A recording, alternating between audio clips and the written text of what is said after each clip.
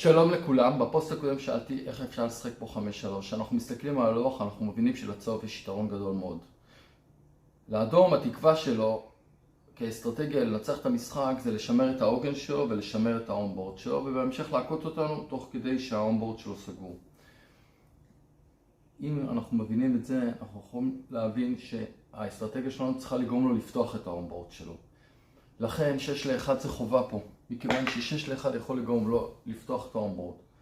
כי אם הוא עכשיו נכנס ב1 זה גרם מבחינתו, אבל אם הוא נכנס ב1 ומכה אותנו, זה מעכב אותנו. זה מעכב אותנו מלפתוח את האונבורד שלנו, וזה גורם לו לפתוח את האונבורד שלו. עכשיו, אם האונבורד שלו יהיה שבור, זה נקרא אונבורד שבור, גם אם הוא יכה אותנו, אנחנו ניכנס בקלות ללוח. לכן 6-1 זה חובה.